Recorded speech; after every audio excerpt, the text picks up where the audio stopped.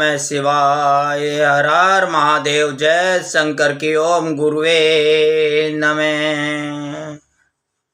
जय शंकर की भक्तों। संत न छाड़े संतई, जो कोटिक मिले असंत।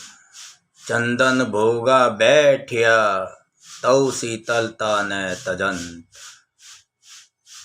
जिन लोगों के संस्कार अच्छे होते हैं वे बुरे लोगों के बीच रहकर भी अपनी अच्छाई नहीं छोड़ते हैं। जिस तरह चंदन के पेड़ पर सांप लिपटे रहते हैं भक्तों, लेकिन चंदन अपने गुण नहीं छोड़ता। चंदन में खुशबू है, चंदन में शीतलता है, वो अपनी शीतलता और खुशबू का त्याग नहीं करता। भक्तों, हर चीज, हर बात हर किसी पर लागू नहीं होती। जिस चीज में आपको आनंद आ रहा है जरूरी नहीं दूसरे को भी उसमें आनंद आए। अगर किसी को कोई चीज पसंद आती है तो जरूरी नहीं वो अन्य व्यक्ति को भी पसंद हो। ठीक उसी तरह से कोई पूजा विधि, कोई मंत्र, कोई टोना टोटका, कोई तंत्र किसी को फायदा दे गया तो जरूरी नहीं वह मंत्र, तंत्र, टोना टोटका आपको भी लाभ दे सके। जैसे किसी को मीठा भोजन बहुत प्रिय है, वह मीठे को आनंद के साथ खाता है, लेकिन वही मीठा भोजन शुगर के मरीज के लिए जहर बन जाता है, जहर है। तो इसलिए हर चीज हर किसी पे लागू नहीं होती। तो देखा देखी अनुसरण करके कि भैया उसने उस चीज की पूजा करी, उस चीज का यंत्र पहना, उसका फायदा होगा, ऐसा नहीं है। वो रत्न उसने पहना, मैं भी पहन लूँ, ऐसा नहीं है। उसको फायदा दे रहा है लेकिन आपको उल्टा नुकसान भी दे सकता है। इसलिए ज्ञान विवेक के अनुसार ही आचरण करना चाहिए। देखा देखी, अंधविश्वास, अंधा अनुसरण नहीं करना चाहिए। और हम एक और बात कर देते हैं, बिना विचारे तो हम काम करते ही करते हैं, लेकिन बिना विचारे हम बोलते भी हैं। मुख आवे सोई कहे, बोले नहीं विचार। मुख आवे सोई कहे, बोले नहीं विचार। हते पराई आत्मा, हते पराई आत्मा। जीव बांधे तलवार कबीरा, जीव बांधे तलवार। कितने ही मनुष्य जो मुंह में आया बिना विचारे बोलते ही जाते हैं। ये लोग पराई आत्मा को अर्थात दूसरों को दुख देते रहते हैं, अपने जिह्वा के कठोर वचन रूपी तलवार बांधकर, और खुद सुख की कामना करते हैं। बोया पेड़ बबूल का, आम कहाँ से खाए। जो बीज बोया है उसी का फल भोगना पड़ेगा। दूसरों का दिल दुखाया है तो एक दिन तेरा भी जरूर दुखेगा, ये ध्यान रखना। इसलिए कभी भी भूल से किसी का दिल नहीं दुखाना चाहिए, किसी को अनायास ही कड़वी बात नहीं कहना चाहिए। इसलिए बोलो भी तो सोच विचार के बोलो, और कुछ काम करो तो सोच विचार के करो, ज्ञान विवेक के अनुसार करो। मनुष्य के भ्रमित होने का कारण यह है कि उसका ज्ञान उसके ज्ञान को ढक देता है, और जब आत्मज्ञान अज्ञान को नष्ट कर देता है तो ज्ञान उस परम तत्व को सूर्य की भांति प्रकाश कर देता है। और ज्ञानी इस नश्वर जीवन में ही परम सत्य को प्राप्त कर लेते हैं। उन्हें जन्म पर जन्म नहीं लेना पड़ता, वो इसी नश्वर जीवन में मोक्ष को प्राप्त कर लेते हैं। एक बार एक संत ने अपने शिष्य को 5 बड़े छिद्रों वाला घड़ा देते हुए कहा कि जाओ इसमें नदी से पानी भरो। शिष्य नदी पर गया और घड़े में पानी भरा, पर जैसे ही उसने घड़े को नदी से बाहर निकाला तो घड़े के छिद्रों से सारा पानी तुरंत बाहर आ गया और घड़ा खाली हो गया। वह शिष्य बार बार पानी भरता और जैसे ही घड़े को नदी से यानी कि पानी से बाहर निकालता, हर बार पानी घड़े के छिद्रों से बाहर निकल जाता। ध्यान से सुनना इस बात को। इसमें बहुत बड़ा गहरा रहस्य, बहुत बड़ा ज्ञान छिपा हुआ है। तो जैसे ही घड़े को पानी से बाहर निकालता तो पानी छिद्रों से बाहर निकल जाता और घड़ा खाली हो जाता। उसे काफी देर हो गई।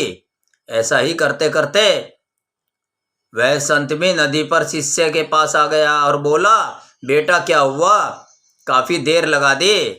तब शिष्य ने कहा, गुरुजी 5 छिद्रों वाले घड़े में पानी कैसे आएगा? आपने तो बड़ा कठिन काम बता दिया है कि पानी भरो, लेकिन जैसे ही नदी से बाहर निकालता हूँ और पानी घड़े से बाहर निकल जाता है, घड़ा खाली हो जाता है। प्रभु, अब पूरा दिन इसमें लग जाएगा लेकिन पानी नहीं भरा जाएगा, चाहे मेरी पूरी जिंदगी लग जाए। तो गुरुजी 5 छिद्रों वाले घड़ों में पानी कैसे आएगा, इसकी विधि बताइए। उस पर संत ने कहा कि नदी में पानी में ही डूबा रहने दो, भरा ही रहेगा, पानी से बाहर निकालो ही नहीं। इसी तरह हमारी 5 इंद्रिय परमात्मा रूपी नदी में ही डूबी रहेंगी। सारा दिन भजन कीर्तन में ही मन लगा रहेगा, भगवान के सुमिरन में ही लगा रहेगा, तो संसार क्या बिगाड़ लेगा। ये 5 इंद्रियों का ही तो खेल है। हम इन इंद्रियों के आनंद में अनेकों पाप करते रहते हैं। अगर हम इंद्रियों को परमात्मा रूपी नदी में ही डुबाए रखेंगे, हमेशा लगाए रखेंगे, तो संसार क्या बिगाड़ लेगा, क्या दुख हमारा बिगाड़ लेगा। अगर हम अपनी इंद्रिय और मन को आत्मिक शांति और परमात्मा में केंद्रित करते हैं तो सांसारिक कठिनाइयाँ और मोह माया हमें कभी विचलित नहीं कर सकती। 5 छिद्रों वाले घड़े की तरह ही खुद को उस साधना भक्ति में हमेशा डुबाए रखना होता है। जैसे ही बाहर निकले, यानी कि भक्ति से बाहर निकले, पूजा पाठ से बाहर निकले, मंदिर से बाहर निकले और संसार की ओर हुए, वैसे ही साधना अपना उलट प्रभाव करने लगेगी। इसलिए आडंबरों और पाखंडों से दूर रहकर, अंधविश्वास को त्याग कर, बुद्धि की कसौटी पर परख कर, पूर्ण रूप से विश्वास के साथ अच्छी तरह से जांच परख करके विश्वास के साथ ही कुछ भी कार्य करना चाहिए। अंधा अनुसरण नहीं करना चाहिए। भक्तों, मत तोड़ा करो सूखे हुए पत्तों को टहनियों से। ध्यान देना भक्तों, बड़ी गहरी बात कही है इस लाइन में महापुरुषों ने।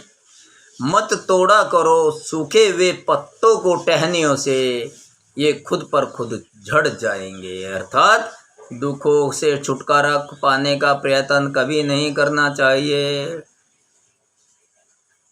जब दुख आया है तो जाएगा भी, सुख था तो दुख भी आया, और दुख है तो सुख भी एक दिन आएगा। अर्थात दुखों से छुटकारा करने का क्यों प्रयत्न करते हैं, छुटकारा पाने का क्यों प्रयत्न करते हैं?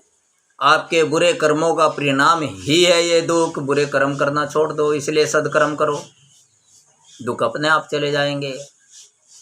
सदकर्मों के प्रभाव से ये दुख अपने आप ही छूट जाएंगे। जिस प्रकार सूखे पत्ते खुद झड़ जाते हैं टहनियों से और फिर पुनः सही समय आने पर नए पत्ते आ जाते हैं, उसी प्रकार एक दिन जीवन में सुख भी आएगा, ऐसा विश्वास मन में रखना चाहिए। इसलिए झटपटाना नहीं चाहिए दुख में। दुख में सुमिरन सब करें, दुख में सुमिरन सब करें, सुख में करे न कोई। जो सुख में सुमिरन करे तो दुख काहे होय, दुख काहे हो। जिसको नींद ना आती हो, रात भर जाग के काटी हो, पूरी रात सोया नहीं हो, करवटे बदलते रहे सारी रात हम, यानी के करवटे बदल बदल कर काटी हो जिसने पूरी रात, उसके लिए रात्रि बहुत लंबी होती है। जो थक गया है उसके लिए मंजिल बहुत दूर है। जिसने अंधविश्वास में पड़कर अपना जीवन जिया और धर्म का मार्ग नहीं समझा, उसके जीवन में अनंत दुख रहेगा। किसी भी बात पर, चाहे वो आपने कहीं पढ़ी हो या किसी महानुभाव से कही हो आपको, या किसी विद्वान पंडित के मुख से सुनी हो, सहजता से विश्वास मत करना उसमें। उस बात पर आसानी से विश्वास मत करना, पहले उसे दृढ़ता से परखना, उसमें चाहे मैं भी क्यों ना हूं। मेरी भी बात पर विश्वास मत करना। सहजता से विश्वास किसी की बात पर नहीं करना जब तक वह तुम्हारी बुद्धि, तुम्हारे ज्ञान और तुम्हारी समझ की कसौटी पर खरी न उतरे। अगर हमारे जीवन में कोई भी समस्या, कोई भी दुख आ जाए तो हम भक्ति साधना में उतरते हैं, जबकि हमारा मन परिपक्व नहीं होता, अधकचरा रहता है, उसमें लगता ही नहीं।